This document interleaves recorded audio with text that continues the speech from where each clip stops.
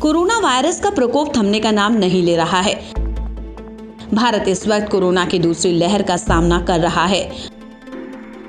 हर दिन जिस तरह कोरोना के मामले बढ़ रहे हैं वो बेहद ही डराने वाला है। खासकर महाराष्ट्र और देश की राजधानी दिल्ली की हालत खासा नाजुक है। हालांकि दिल्ली सरकार ने एहतियातन नाइट कर्फ्यू का भी ऐलान कर दिया है, लेकिन इसी बीच राजधानी में बढ़े पॉजिटिविटी रेट ने सरकार की चिंताएं बढ़ा दी हैं। आंकड़ों के मुताबिक दिल्ली का पॉजिटिविटी रेट 5% को पार कर चुका है। विश्व स्वास्थ्य संगठन यानी WHO किसी भी जगह पर कोरोना संक्रमण की रफ्तार मापने के लिए पॉजिटिविटी रेट को ही आदर्श मानता है। दिल्ली में 5 अप्रैल को करीब 64,000 टेस्ट हुए, जिनमें से करीब 3,548 केस रिपोर्ट हुए। इस हिसाब से दिल्ली में पॉजिटिविटी रेट 5.54% रहा, जो पिछले साल 2 दिसंबर के बाद सबसे ज्यादा है।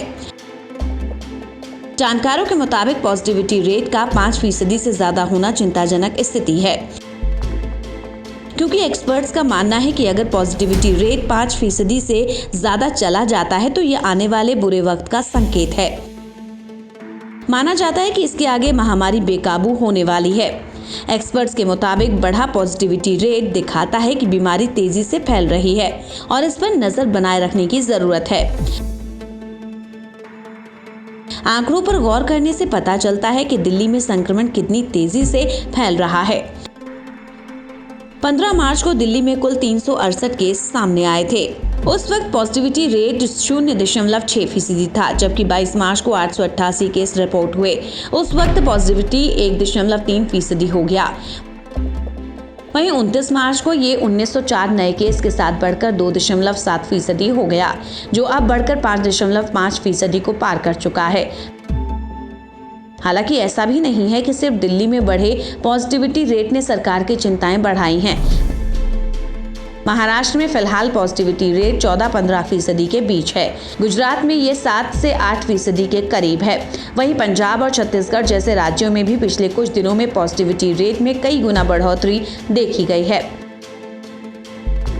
कोरोना की दूसरी लहर आखिर कितनी खतरनाक है, इसका अंदाजा इसी बात से लगाया जा सकता है कि इस बार बिना लक्षण ही बीमारी हो रही है। जिन लोगों में लक्षण पाए गए हैं उनमें कुछ अलग संकेत भी मिले हैं।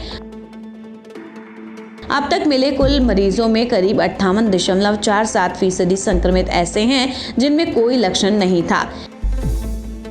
यहाँ तक कि उन्हें सर्दी खांसी भी नहीं थी, मगर जब उनकी जांच हुई तो वो पॉजिटिव निकले।